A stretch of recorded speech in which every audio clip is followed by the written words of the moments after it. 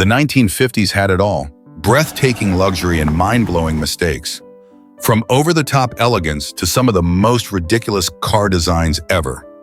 These 12 cars will leave you speechless. You won't believe this.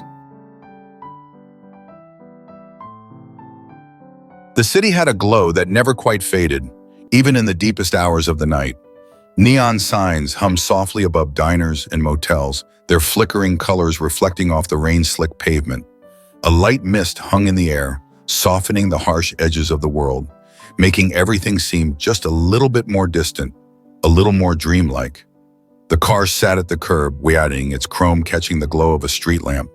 It was a machine from another time, a relic of an era when designers thought more about beauty than aerodynamics, when excess was a virtue, not a flaw.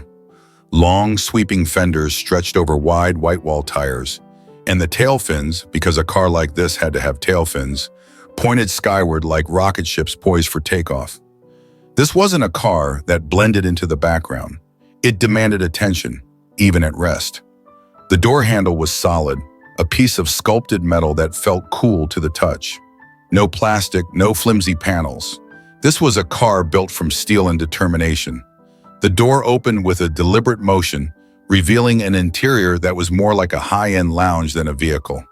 The seats were overstuffed, covered in buttery leather that had softened with age. The dashboard was a symphony of chrome and polished wood, with dials that belonged in an aircraft rather than an automobile. Sliding behind the wheel, fingers brushed over the steering column, feeling the weight of a machine that was both elegant and unapologetically massive. The ignition key, a small piece of metal worn smooth by time and use, slipped into place. A turn of the wrist, and for a moment, there was nothing. A brief, expectant silence. Then the engine came to life. It didn't roar. It didn't bark or scream like a modern sports car. No, this was something different. It was a deep, steady hum, a confident presence that filled the cabin and vibrated through the seat. The idle was smooth, the kind of refined power that spoke not of aggression, but of authority. This was a car that didn't need to prove anything. It simply was. The headlights cut through the mist as the tires eased onto the pavement. The city stretched out ahead, its streets half empty, its buildings standing like silent observers of the stories unfolding beneath them. Traffic lights cycled from red to green, even when there was no one waiting. The world kept moving, even when no one was watching. The road opened up, stretching ahead in a ribbon of asphalt, inviting exploration. The speedometer needle crept forward, but there was no rush. This wasn't a car for reckless acceleration or sudden movements. It was meant to glide, to take its time, to let the journey matter more than the destination. A radio dial turned with a soft click and the speakers crackled to life. The sound wasn't perfect. There was a warmth to it, a faint fuzziness that made the music feel more alive, more real. A distant voice sang about lost love, about open highways, about the things that slipped through our fingers. It was the kind of song that belonged to the night, to the quiet hours when the past felt closer than the future. The road carried on, leading past darkened storefronts, empty gas stations with their pumps standing like forgotten sentinels, and motels with flickering vacancy signs. Somewhere a train rumbled in the distance, its horn a low, mournful sound that drifted through the air like an echo of another time. The car moved effortlessly, a rolling cathedral of steel and leather. A machine built for people who understood that sometimes the road itself was enough. It wasn't about getting somewhere. It wasn't about speed or efficiency. It was about the experience, about the feeling of being part of something larger, something timeless. A diner appeared on the horizon, its fluorescent glow spilling onto the pavement. A few cars were parked outside, their owners inside, sipping coffee and trading stories with the kind of quiet camaraderie that only existed at places like this. The thought of stopping lingered, of stepping into the warmth, of hearing the jingle of a doorbell and the scrape of chairs against linoleum. But the road still called, whispering in the engine's soft murmur, in the way the tires kissed the pavement. The headlights pushed forward, cutting into the darkness, leading toward the unknown. The city faded in the rearview mirror, its glow becoming a distant memory. Ahead, the road stretched on, endless and waiting. The street had an eerie calm to it, a rare silence that settled like a blanket over the waking city. The sky above was a canvas of muted gray, the kind that hinted at rain but didn't promise it. The air was crisp, just enough to make you aware of the changing seasons, the quiet shift from the warm embrace of summer to the cool whisper of autumn. Yet, there was no rush. The world felt like it was suspended in a quiet, almost sacred pause, a space between moments where everything felt as though it were holding its breath, waiting for something, anything to happen. A man stood at the corner, his hands tucked deep into the pockets of his coat, the fabric slightly worn from years of use, but sturdy enough to keep out the chill. His stance was relaxed, almost as though he were leaning into the stillness of the morning, letting it wash over him. He wasn't looking for anything in particular, not actively searching for meaning or purpose. Instead, he was letting the moment unfold around him, his eyes scanning the small details, the cracks in the sidewalk, the way the lights shifted as it filtered through the bare branches of a nearby tree, the small puffs of air that moved across his face like whispers. The street itself had a certain rhythm to it. The sound of distant traffic, muffled by the soft veil of fog, created a low hum, like a lullaby that was both comforting and lonely. As the world began to stir, the occasional car passed by, its tires kissing the wet asphalt softly, as though it too didn't want to disturb the tranquility. The rustling of paper echoed from a shop down the street, and somewhere far off, the faint bark of a bomb signaled the morning's first wakefulness. But even with all these sounds, they didn't quite pierce the stillness. The quiet held sway, the type of silence that makes you feel as though the world could be rearranging itself in the background while you stood still, unaware by mo. The coffee shop across the street seemed to call out with its fogged windows, steam rising from the door as it opened and closed. The scent of coffee, warm and rich, mixed with the faintest hint of freshly baked pastries, wafted through the air, an invitation to those who had woken with purpose. Yet the man didn't move toward it. He simply stood there, letting the world continue on its axis. His feet shifted a little, adjusting the weight from one to the other, but the motion was absent of urgency. A few moments passed before he took a step, one foot forward, then another, slow, deliberate. His pace matched the pace of the world around him, neither hurried nor slow. The rhythmic sound of his footsteps was a soft counterpoint to the scattered noise of the city waking up. He crossed the street without looking both ways. There was no need. The street was empty, as if the entire world had been waiting for him to move, to break the spell of quiet. He didn't notice the subtle change in the atmosphere, the soft shift from stillness to something more. The air around him felt almost charged now, as though something was about to break through, a feeling that hovered just out of reach, teasing him.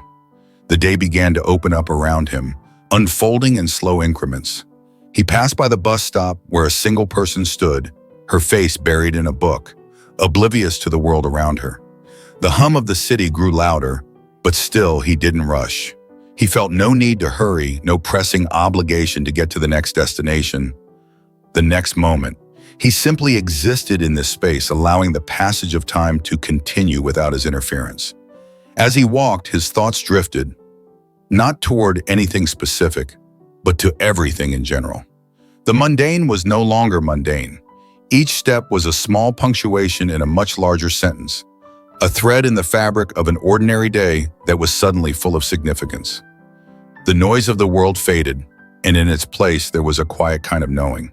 The world would go on, regardless of whether he was part of it in the most obvious ways. He didn't need to create meaning today. He didn't need to chase it.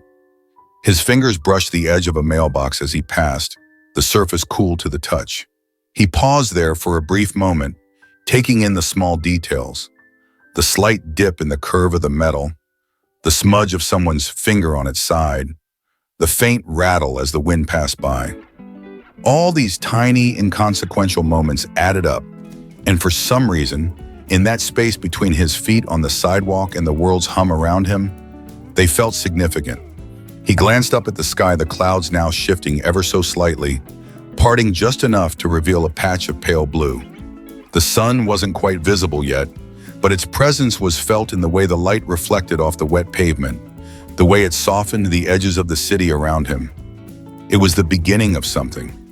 Not a grand moment, not an earth-shattering revelation, but a beginning nonetheless.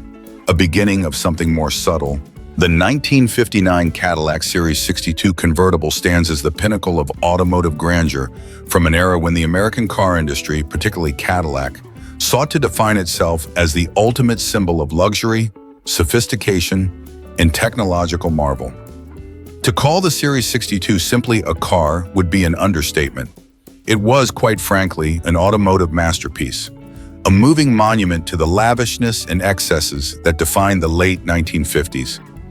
Every inch of it oozed elegance, power, and status, setting a standard for cars to come and forever cementing its place in the hearts of automotive enthusiasts and collectors. Why it was luxurious. Let's begin with the tail fins, the show stealers of this 1959 Cadillac. The tail fins on the Series 62 convertible are perhaps the most iconic visual element of any car from the 1950s. These towering aerodynamic appendages were a statement in themselves. At 42 inches high, they weren't just there to look pretty. They were designed to suggest motion, speed, and futuristic thinking. They made the car appear ready to take off, a sentiment echoed in the design philosophy of the time. These fins were inspired by jet aircraft, and they symbolized America's fascination with the space age and aviation, perfectly aligning with the spirit of optimism that defined the post-woo boom. It wasn't just a car, it was a moving work of art that made heads turn and drop jaws everywhere it went. But while the fins were the showstoppers, they were just the beginning of the Series 62's lavish design. The interior of this Cadillac could only be described as indulgent comfort on wheels. Imagine sinking into a plush, sofa-like seat that seemed to envelop you in luxury. The seats were upholstered in buttery leather, soft and smooth to the touch, while the dashboard gleamed with chrome and finely crafted wood veneers. Cadillac spared no expense, ensuring that every inch of the interior exuded refinement and quality. From the carefully stitched leather to the fine detailing on the door panels, every surface felt like it had been meticulously designed for one purpose: comfort. And let's not forget about power features, the hallmark of 1950s luxury. Power windows, power seats, and power steering all came standard, but it was the power convertible top that truly set the Series 62 convertible apart. With the touch of a button, the top could be raised or lowered, transforming the car from a closed, elegant coupe to an open-air dream machine. This was the ultimate expression of convenience and luxury, the freedom to enjoy a beautiful day at the flip of a switch, with no effort required. For a car that was so large and so imposing, it also allowed for an astonishing level of ease in operation. Technology and entertainment. Technology in the 1959 Cadillac wasn't just about the mechanical features, it was about making life on the road more enjoyable.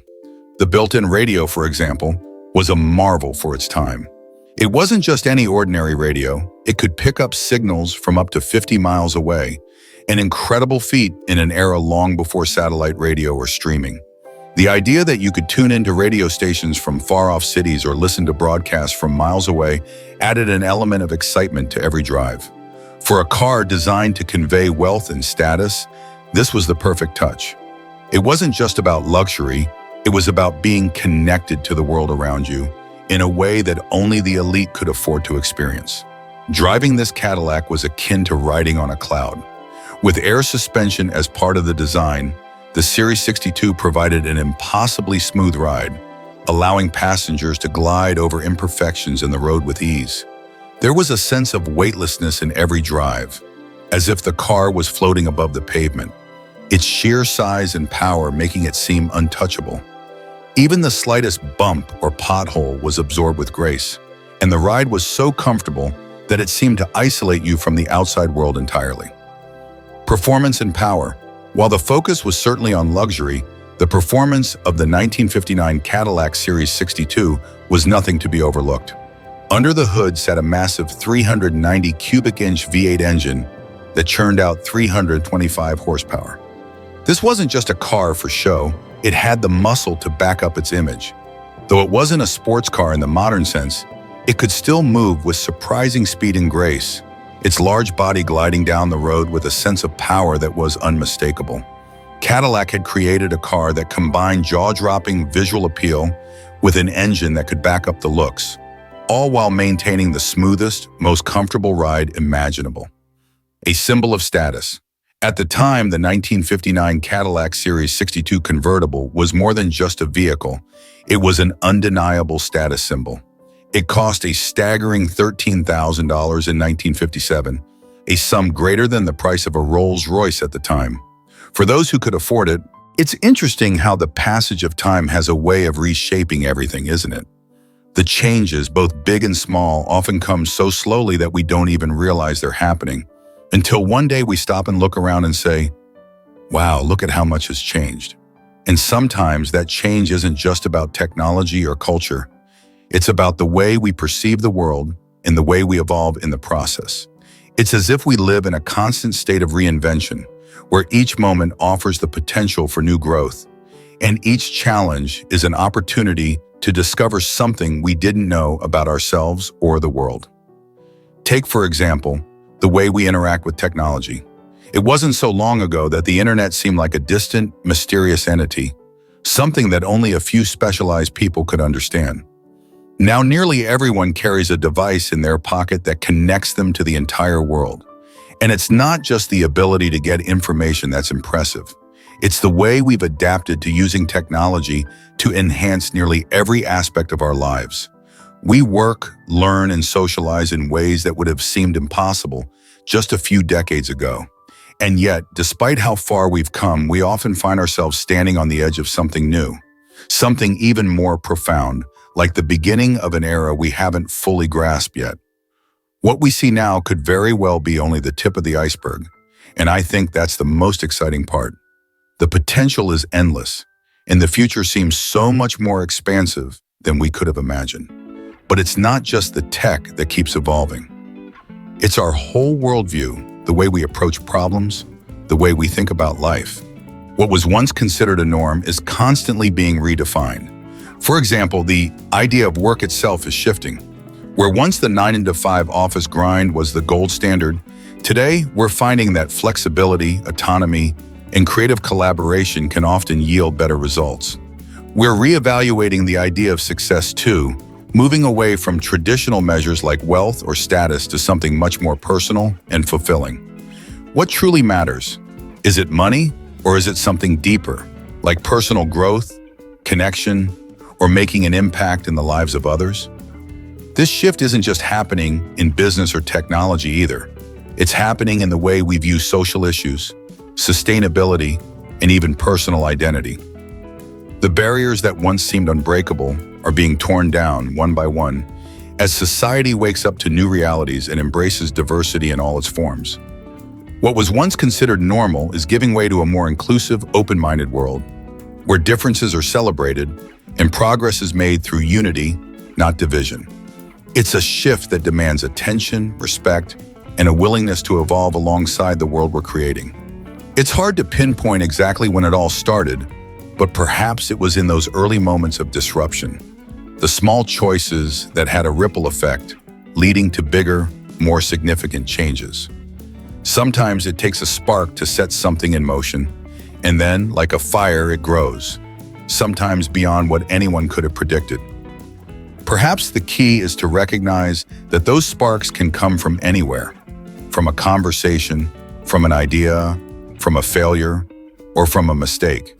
They're all part of the process of evolution. Each step forward comes with its own set of challenges, yes, but also with the possibility of learning something new, of achieving something greater than we thought possible. And isn't that the beauty of it? That no matter how much the world changes, no matter how much technology advances or society shifts, we still have the power to shape our own stories. It's in our hands to decide how we will respond, how we will move forward, and how we will help create the world we want to live in. After all, it's our choices that define the future, just as much as the circumstances we're born into. Each of us has the opportunity to make a difference, no matter how small it may seem. The journey itself, the one we're all on, is filled with twists and turns. Sometimes It feels like we're walking in circles, or like we're not making any progress. But as long as we're moving forward, as long as we're willing to embrace change, we're on the right path. The road ahead may not always be clear, but the possibilities are limitless. And as we continue to move through life, navigating the unknowns and embracing the challenges, we're not just adapting to the world. We're helping to shape it in ways that we may not even fully understand yet. And so, as we look ahead to the future, it's important to remember that the journey isn't just about the destination. It's about the lessons we learn along the way, the people we meet, the obstacles we overcome, and the ways we grow. Change isn't something to be feared, it's something to be embraced. The 1957 Continental Mark II was more than just a car. It was a statement, an embodiment of luxury that carried the weight of post-war American ambition. Crafted with painstaking attention to detail, the Mark II was the brainchild of Ford's Lincoln division, created to rival the world's finest European Grand Tourers. It was meant to symbolize an era of American prosperity, an era when anything seemed possible, and when the American car industry was at its peak in terms of both style and innovation. From the moment you saw the Mark II, it was clear this was no ordinary car. Its design was a bold departure from the more common designs of the era, with clean, elegant lines that conveyed a sense of understated luxury. The front grille, distinctive and commanding, led the way to a body that was long, low, and supremely sleek, an immediate visual cue that this car was not just built for function, but for the pure enjoyment of elegance. The rear end, with its tapered, rounded shape, made the car instantly recognizable, a silhouette that would forever be associated with the finest in automotive design.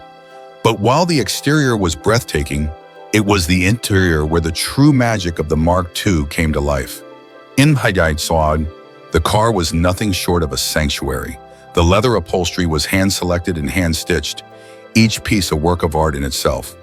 The bashsh, adorned with wood trim and gleaming chrome accents, was designed with the utmost attention to luxury. No corner was left unpolished. Every surface and detail spoke of comfort and class. The seats, wide and enveloping, were so plush that it felt as though you were sitting on clouds. Designed not just for driving, but for truly enjoying the journey, whether it was a short city cruise or a cross-country excursion.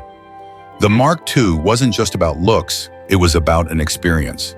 The driving experience was meant to be smooth, effortless, and refined. Under the hood, the Mark II was powered by a 368 cubic inch V8 engine that produced 285 horsepower, offering more than enough power to glide down the highway in absolute comfort. While not as aggressively powerful as some of the era's muscle cars, the Mark II's true strength lay in its quiet elegance and smooth ride. It was built for cruising, for luxury, for status. But despite its beauty and promise, the Continental Mark II was a commercial disaster. The car was so costly to produce that Ford lost money on every unit sold. The hand-assembled nature of the vehicle, combined with the expensive materials used in its construction, pushed production costs well beyond what the market was willing to bear. At a price tag of $10,000 in 1957, it was priced far higher than any other Lincoln and twice the cost of a regular Lincoln model. Only a small elite group could afford to own one, and even among them, the car was seen more as a symbol of wealth than as a practical purchase. It was a car for those who didn't just want luxury, they demanded the best. Despite its commercial failure, the Continental Mark II became a symbol of what American automotive craftsmanship could achieve.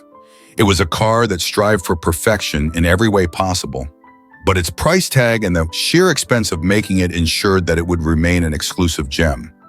Ford's experiment to create a world-class luxury car, on par with the best Europe had to offer, ultimately led to the discontinuation of the model after just 2 years, with fewer than 3,000 units ever produced. But those that did own one of these rolling masterpieces found themselves in possession of an enduring symbol of the American dream. It was not merely a car, it was a vision of American luxury at its most ambitious, an example of how far the country was willing to go in pursuit of the finest. While the Mark II may have failed to find the financial success it deserved, It left behind a legacy as one of the most elegant and finely crafted American cars ever made. And to this day, the 1957 Continental Mark II is remembered as a car that, despite its commercial failure, embodied a level of luxury and design that still resonates with automotive enthusiasts and collectors around the world. It stands as a testament to an era of limitless possibility, a true reflection of a time when the pursuit of perfection in automobile design knew no bounds. The 1953 Buick Skylark was a true embodiment of post-war American luxury, designed to celebrate Buick's 50th anniversary and solidify the brand's reputation as one of the country's top-tier automakers. When it debuted, it wasn't just a car, it was a bold statement of wealth, taste, and cutting-edge design. Buick was determined to create something special that would stand out in a crowded market of flashy finned vehicles, and they succeeded in spades. In terms of luxury, the Skylark was ahead of its time. The exterior was a sleek, smooth blend of chrome and flowing lines, reflecting the excess and optimism of the 1950s. Chrome accents adorned almost every visible surface, from the bumpers to the grille, to the window moldings, and even the trim around the side. It gleamed in the sunlight, announcing its presence from a mile away.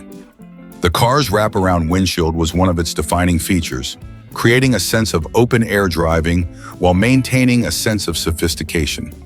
It wasn't just designed for practical use, it was created to draw attention, to make its owner feel important as they cruised down the road. Inside, Buick went all out, using the finest materials available. The leather upholstery was hand-fitted, with every stitch perfectly placed, giving the car an air of refinement that was hard to match. The interior was trimmed in wood accents, providing a warm contrast to the cool chrome of the exterior. The dashboard was neatly arranged, offering all the convenience and luxury one would expect from a high-end automobile. The seats were plush and comfortable, designed to make every ride feel like a first-class experience. Whether driving short distances or embarking on a long cross-country journey, the Skylark offered an unparalleled sense of luxury and comfort. Performance-wise, the Skylark was no slouch either. Powered by a 322 cubic inch V8 engine, it delivered 188 horsepower, more than enough to propel the sleek body with ease. It was no dragster, but it wasn't meant to be.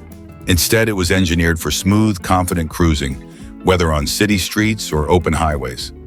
It had a solid, reliable ride that matched its polished exterior, combining both style and performance in a way that few cars could. At nearly $5,000, the Skylark wasn't just an expensive car, it was an investment in luxury. In 1953, $5,000 was a significant sum of money, placing the Skylark in the upper echelon of American automobiles, comparable in price to a Cadillac or even some European luxury cars. It was a car designed for those who had achieved a certain level of success, a vehicle that signified that its owner had made it, both in terms of wealth and taste. The Skylark wasn't just for driving, it was a lifestyle, a status symbol, an experience. But beyond its exterior beauty and performance, the Skylark represented the optimism and confidence of post-war America. In the 1950s, the country was in the midst of an economic boom, and the automobile was at the center of it all. Cars like the Buick Skylark were more than just modes of transportation. They were a symbol of the American dream, the embodiment of freedom, success, and the pursuit of happiness. The Skylark stood as a shining example of this optimism, a reminder that life in the 1950s could be as glamorous as the cars that defined the era. While the Skylark didn't become the mass-market success Buick had hoped for, its impact on the brand and the luxury car market was undeniable. With only 690 units produced, it remained a rare gem, a car that commanded attention whenever it appeared on the road. The Skylark's stunning design and lavish features still make it a highly desirable collector's item today, a testament to Buick's vision and its commitment to crafting the ultimate luxury car for the 1950s. In the end, the 1953 Buick Skylark was more than just a car. It was an expression of luxury, sophistication, and the very essence of mid-century American style. It captured the spirit of an era and continues to stand as one of the most iconic and glamorous vehicles ever built. The 1958 Edsel Corsair stands as a monumental example of automotive failure, but it's also a fascinating case study in what happens when ambition, miscalculation, and bad timing collide. In the mid-1950s, Ford set out to create a new division of cars designed to challenge the luxury marques like Cadillac and Lincoln. The goal was to introduce a premium brand that would appeal to those who wanted something more than the average Ford, but didn't want to shell out the higher price tags of the more established luxury models.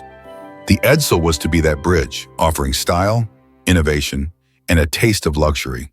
But in its attempt to rise above, it crashed hard into the realm of design blunders, ill-timed marketing, and a fundamental misreading of the American car-buying public's desires. First, let's talk about the design. The centerpiece of the Edsel's infamous aesthetic was the grille.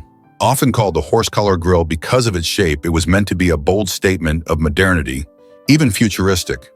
But instead of feeling avant-garde, it looked like something pulled from the reject pile. Its odd, wide-oval shape was flanked by aggressive fender lines, creating a front end that looked as though it belonged on a cartoon character rather than a luxury sedan. Ford's designers were aiming for bold, dynamic, and eye-catching, but the execution was off.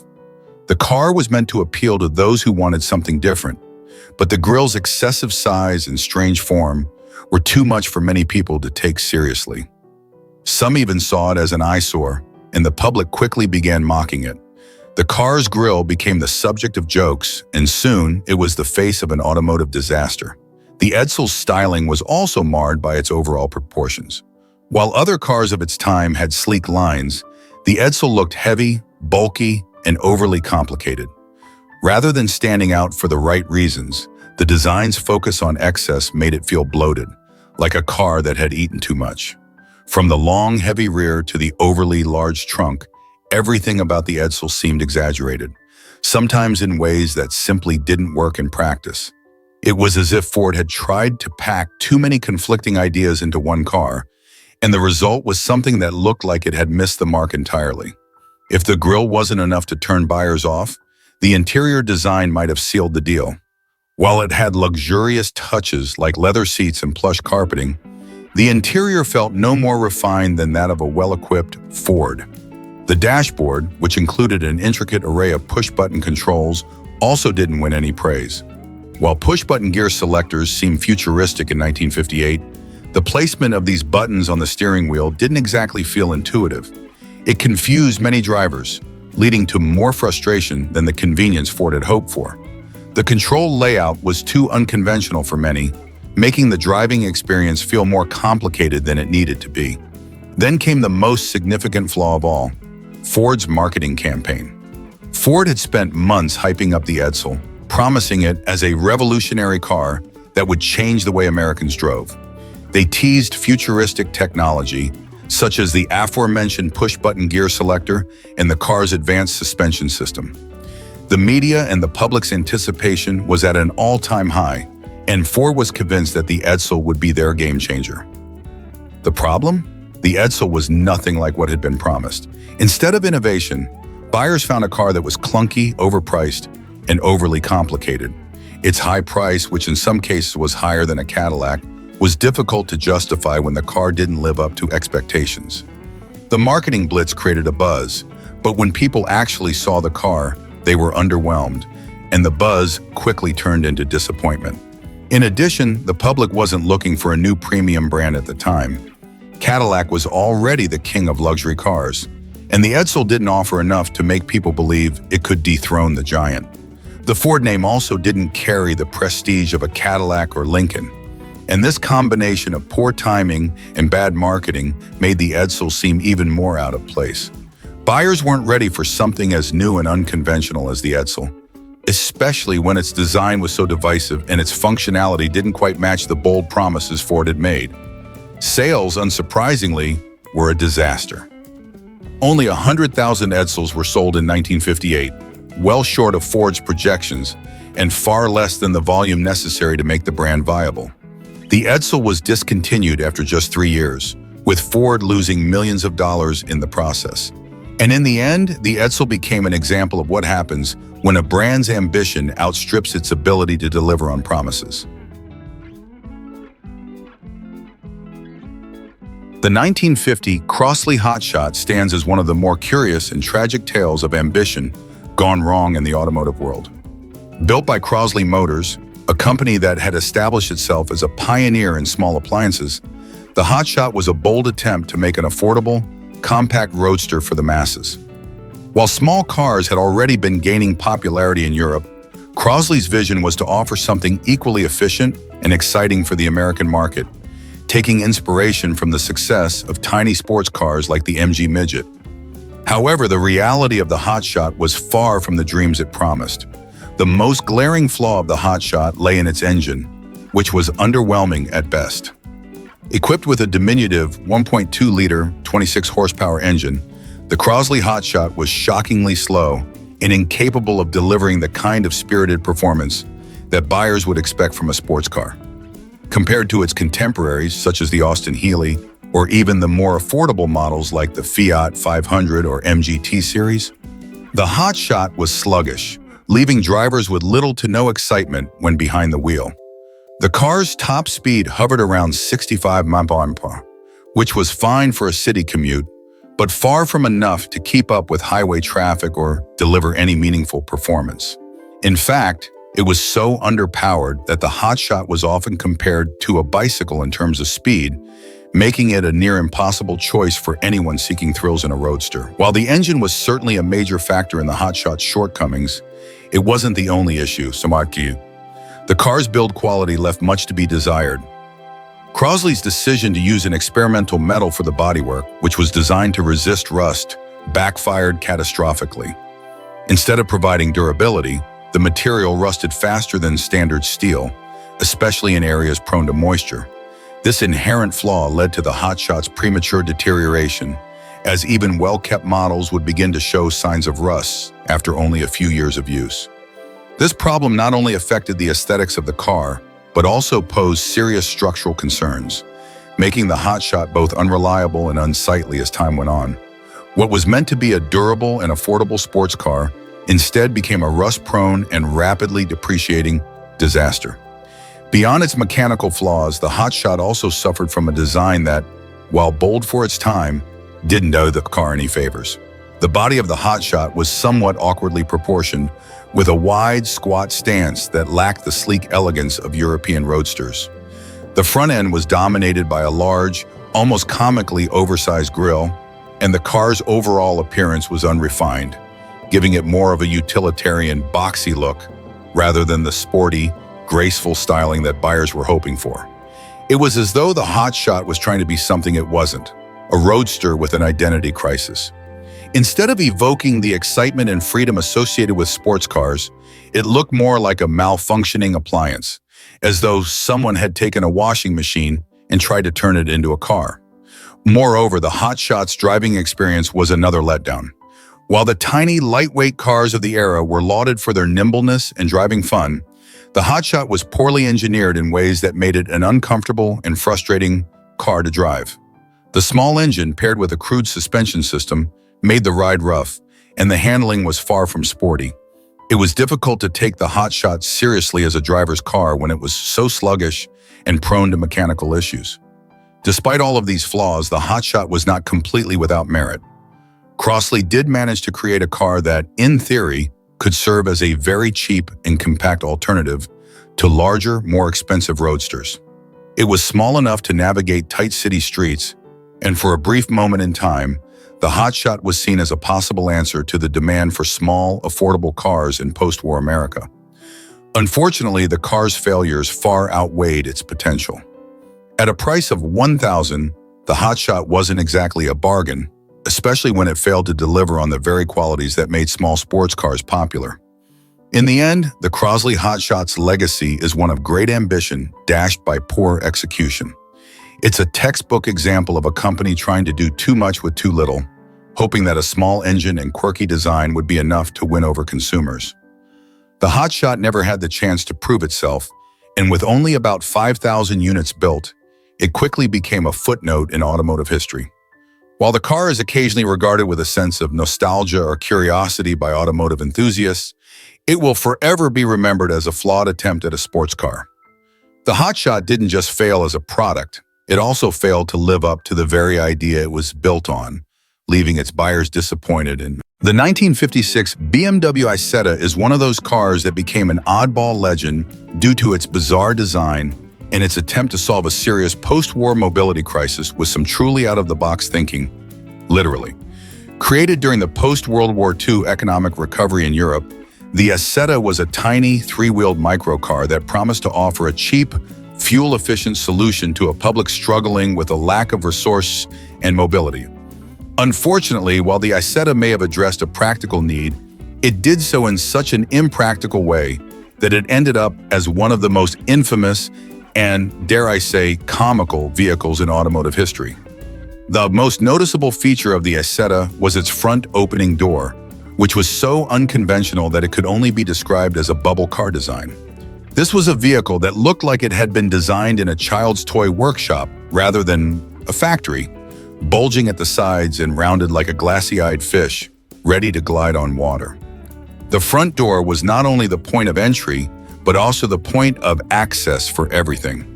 There were no side doors or rear exits, which meant that if you parked the Isetta too close to anything, say a wall or another car, you were effectively trapped inside. That's right, you couldn't get out without moving the vehicle first, which would require an extremely awkward maneuver, not to mention potentially putting a dent in the vehicle's already fragile charm. Another significant issue was the Isetta's performance, or lack thereof. Powered by a 12-horsepower engine, if you could even call it that, the Isetta was far from the zippy little microcar that its looks may have suggested. Instead, it could barely make it past 50 miles per hour on a good day, making it barely faster than a person walking briskly. With an engine that underpowered, the Isetta was more of a novelty than a functional mode of transport. It certainly wouldn't win any races, nor would it make any impression on a highway. In fact, even getting onto the highway would be a challenge, as the Isetta was simply too slow to keep up with faster-moving traffic. Beyond the quirky design and the underwhelming performance, the Isetta also had some serious practicality issues. Its three-wheel design, though innovative for its time, offered very little stability when turning corners. While microcars were meant to be efficient and easy to maneuver, the Isetta's handling could feel unnerving, especially when navigating tight streets or speeding up on a slight incline. The car's very lightweight, it weighed less than 600 pounds, meant that it was also vulnerable to crosswinds, and one gust could easily push it off course. The lack of a proper suspension system didn't help matters, leading to a rough, jarring ride that was anything but comfortable. Despite all these flaws, the Isetta did have some charm. It was a product of its time. Germany and Europe in the 1950s were looking for ways to recover from the devastation of World War II, and the Isetta filled an important gap as an affordable and fuel-efficient means of transportation. In that sense, it was a product that addressed a specific need, just in an incredibly odd and impractical way. It was cheap to buy and incredibly cheap to run, and while it wasn't the kind of car that could win races or impress your friends, it certainly made a statement as an example of quirky engineering. BMW's decision to produce the Isetta was essentially an attempt to pivot and reinvent itself in the wake of the war, as the company had previously been focused on aircraft engines and was financially struggling. The Isetta helped give the company a foothold in the car market, but its legacy isn't one of sleek, high-performance vehicles. Instead, it lives on as a bizarre curiosity, a vehicle so impractical and underwhelming that it could easily be considered the automotive equivalent of a Mio that you just want to look at, not actually use. Today, the Isetta has a kind of cult following, admired by collectors and enthusiasts for its place in history, but it's easy to see why it remains a relic of another era. With its impractical door design, comically underpowered engine, and lack of basic functionality, such as easy parking and quick getaways, the BMW Isetta serves as a perfect example of a car that was built with ambition, but was far too quirky and impractical to be of any lasting significance in the automotive world. Nevertheless, it remains an icon of post-war ingenuity, showing that sometimes even the strangest ideas can find a place in history. Just don't expect anyone to take it seriously. The 1957 King Midget Model III is often remembered as a strange curiosity in automotive history, But the true story behind this tiny, oddball car is a mix of ambition, miscalculation, and a great deal of misplaced optimism. Marketed as America's most exciting car, the King Midget certainly earned its place in the annals of automotive absurdities, though perhaps not in the way its creators had hoped. First, let's talk about the design. The King Midget, at just under 10 feet long and barely over 4 feet wide, looked more like a glorified golf cart than a real car. In fact, it's not hard to imagine this little vehicle zipping around a country club rather than taking on the highways. The tiny body was almost comically narrow, with a minimalist approach to everything. There was little more than a basic frame, a few bits of metal, and a flimsy shell around it. It had no trunk, no back seat, and very little in terms of luxury or comfort. It was a vehicle stripped to its absolute basics, but where the King Midget really faltered was under the hood. Its single-cylinder air-cooled engine was only capable of producing around 10 horsepower, barely enough to get the car up to speed, let alone give it any sense of excitement or power. In fact, the car could barely reach 50 miles per hour on a good day, and that was only if there were no strong winds, no uphill gradients, and no other cars on the road to potentially block its tiny, sluggish progress. With such a low top speed, the King Midget couldn't even keep up with most city traffic, let alone make a significant impression on the open road. This underwhelming performance was paired with the reality that the car had a very limited range and was prone to all sorts of mechanical issues. Its tiny frame and lightweight materials were ideal for low-cost production, but they also made the car feel flimsy and vulnerable, especially on anything but perfectly smooth roads. The notion that this was supposed to be an exciting race almost seems laughable now, as it was about as thrilling as watching paint dry or listening to grass grow. For a vehicle to be dubbed America's most exciting car, one might expect it to offer something a bit more substantial than what was essentially a glorified go-kart. Perhaps the most telling aspect of the King Midget's misguided identity was its marketing. The company behind it tried to push the notion that this tiny, underpowered vehicle was somehow an exciting alternative to a traditional car, while simultaneously promoting it as a practical and affordable mode of transportation. To this end, it was marketed as a compact solution for Americans looking for something that was easy to drive, cheap to maintain, and, of course, thrilling. However, the reality couldn't have been more different. The car's tiny size meant it could be maneuvered with ease, but this was no benefit when the car was so slow that it could be overtaken by a cyclist in the time it took to reach top speed. It wasn't a roadster that invited fun drives on winding country roads.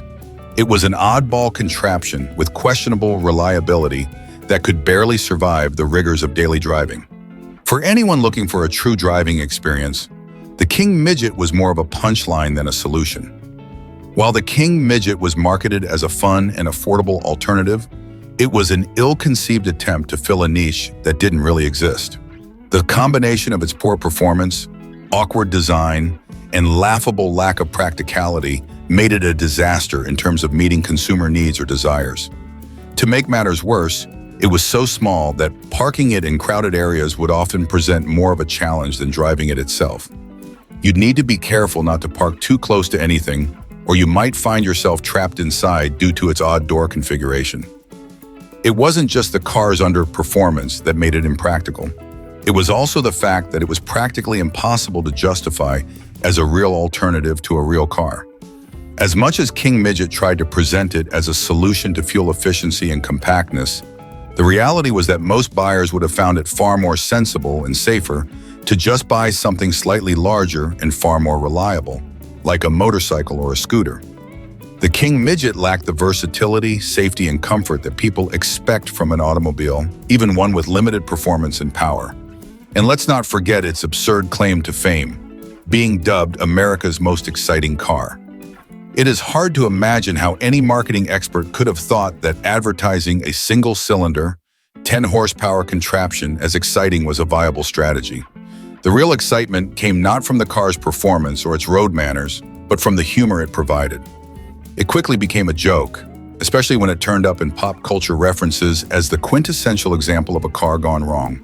The 1959 Renault Dauphine is one of those cars that's hard to take seriously when you look back at it through the lens of automotive history. Designed as Renault's answer to the hugely successful Volkswagen Beetle, the Dauphine was meant to be a small, affordable car for the masses, but unfortunately, it ended up being a laughingstock instead. While the Beetle became a symbol of reliability and practicality, the Dauphine became infamous for its many shortcomings, from its frustrating lack of power to its downright dangerous build quality. Let's start with the performance, or more accurately, the lack thereof. The Dauphine's engine had a measly 32 horsepower, which was barely enough to move the car. With a top speed of about 80 mph, it took nearly 30 seconds to reach 60 mph, a task that would have felt like an eternity for anyone trying to merge onto a freeway. This sluggishness was further exacerbated by its poor handling and general lack of refinement. The Dauphine was so underpowered that it was often described as a car that felt like it was going in reverse when trying to accelerate. Its anemic engine left drivers with the constant reminder that they were driving something far from exciting or even useful in most modern driving conditions. But where the Dauphine truly failed was in the safety department. The car was built with paper-thin metal that provided little to no protection in the event of a crash. The sheet metal was so flimsy that it could easily be dented by a light tap, and in the event of a serious collision, there was essentially no real crash protection. Given its small size and poor build quality, the Dauphine was an accident waiting to happen. This lack of safety features became even more evident as time went on, with the car being involved in numerous crashes and rollovers. The suspension and handling were also subpar, with the Dauphine's ride being described as jarring and uncomfortable at best. It had a reputation for being difficult to handle, especially when driving at higher speeds or navigating sharp turns. When compared to competitors like the Beetle, the Dauphine was a lackluster performer that didn't offer any of the joy or practicality that people were looking for in a small car. Its interior wasn't much to write home about either. The cabin was cramped, and the materials used for the seats and dashboard were cheap and prone to wear.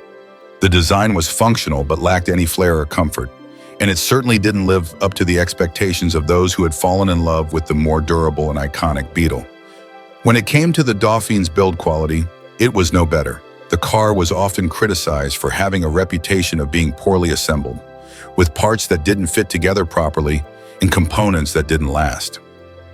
Owners found themselves constantly dealing with mechanical issues, from engine troubles to electrical failures. The lack of quality control that meant that a Dauphine could be running fine one day and breaking down the next, and for a car that was meant to be an affordable and reliable daily driver, this was a huge letdown. Perhaps one of the most damning aspects of the Renault Dauphine was how it quickly earned a reputation for being a disposable car. It wasn't seen as something that could stand the test of time or be passed down through generations like other classic vehicles. It was more of a temporary solution, a car that you used until it inevitably fell apart. And for a car that was supposed to compete with the Beetle, which became a timeless icon of durability and charm, this was a massive failure. In terms of its legacy, the Dauphine has been largely forgotten by all but the most dedicated car enthusiasts. While it wasn't a total failure, it did sell fairly well for a time. Its lack of performance, safety, and reliability ultimately relegated it to the back pages of automotive history. Its unremarkable design and mediocre performance meant that it didn't leave a lasting impact in the way that other cars from its era did. The Renault Dauphine is a perfect example of a car that was well-meaning but ultimately misguided. It was supposed to be a cheap, efficient, and fun alternative to the Volkswagen Beetle. But in the end, it only served to highlight just how hard it is to successfully replicate another car's success. With its slow speed, shoddy construction, and lack of safety, the Dauphine proved that just because a car is small and cheap doesn't mean it's a good idea. The 1951 Hoffman Three-Wheeler remains one of the most bewildering and laughable vehicles in automotive history. It stands as a perfect example of what happens when bold ideas are executed without a true understanding of the fundamental principles of car design. This quirky German vehicle wasn't just a misguided attempt at innovation, it was a bizarre combination of poorly thought-out engineering and impractical features that made it nearly impossible to drive. Let's start with what can only be called the most egregious error in design: rear-wheel steering. Generally, when we think about cars, we assume that the front wheels will do the steering, as this is what allows the car to travel in a straight line and navigate curves with control. But not the Hoffman Three-Wheeler. No, its designers decided that the back wheels should handle the steering duties. This might sound novel on paper, but in reality, it meant the car would fishtail and swerve unpredictably every time the driver made a turn. Instead of gracefully cornering, the car would jerk around as if it had a mind of its own. This rear-wheel steering not only made the car a nightmare to handle, but it also rendered the entire driving experience a chaotic mess. Imagine trying to drive down a street with little to no confidence that the car would stay in a straight line, let alone take a turn without veering off course. It was not just hard to control, it was downright dangerous. But it didn't stop there. The Hoffman Three-Wheeler's design choices seemed to continue to defy common sense. The next example of its absurdity was the gear shift placement. In nearly every car in existence, the gear shift is placed in a central location that allows the driver to easily engage the gears without having to take their eyes off the road or shift their posture uncomfortably. In the Hoffman, however, the gear shift was mounted behind the driver's seat. This meant that the driver had to physically twist their body, stretch backward, and reach behind them just to change gears. The motion required was so awkward that it felt more like a contortionist performance than a simple driving maneuver. This bizarre decision made what should have been a straightforward task, a task that drivers should do hundreds of times during a trip, into something that could easily lead to discomfort, distraction, or even an accident. The lack of thought put into this feature further solidified the Hoffman Three-Wheeler as a laughable failure in automotive design. While we're on the subject of control, we can't ignore the fact that the Hoffman had only 3 wheels. This is a design choice that has been seen in a handful of cars throughout history, and while some 3-wheeled vehicles have found success, the Hoffman's unstable nature made it a non-starter. With the back wheels doing the steering, the Hoffman was incredibly difficult to keep on track, and with only 1 wheel up front, it was prone to tipping over. This design didn't just make the car clumsy, it turned it into a safety hazard that was likely a nightmare to drive in anything other than perfect conditions. In a world where even regular 4-wheeled cars were still learning to balance between comfort and control, a 3-wheeled monstrosity like the Hoffman Three-Wheeler was simply doomed from the start. The car's looks didn't help its case either. Imagine a toy car, but not the fun, whimsical kind. The Hoffman Three-Wheeler looked like something cobbled together in a rush. Its proportions were off, its styling awkward, and its overall presence on the road just screamed prototype. The car didn't just look odd, it was downright impractical to the point of absurdity. Whether you were inside or outside the car, it was difficult to take it seriously. It's almost as though the Hoffman Three-Wheeler wasn't meant to be driven at all. Its lack of any significant thought in terms of usability, safety, or comfort meant that it wasn't so much an automotive creation as it was an automotive joke. Only 1 unit was ever built, and it's easy to see why. The flaws were so overwhelming and evident that there was no way this concept could have been refined into a successful vehicle. The Hoffman wasn't just an oddity, it was a failure of design, a cautionary tale in how not to build a car. In the years since its brief existence, the Hoffman Three-Wheeler has become a kind of legend in the car world. It's a strange footnote in the history of automotive missteps, a car that deserves a place in a museum, not for its innovation or success, but for its sheer audacity. To some, it's a reminder of how engineers sometimes stray too far from what works. To others, it's a symbol of the what-ifs in the automotive world. What if the Hoffman Three-Wheeler had been taken back to the drawing board? Could it have been saved? The answers remain a mystery, but what we do know is this: the Hoffman Three-Wheeler is one of the most comically misguided cars ever built.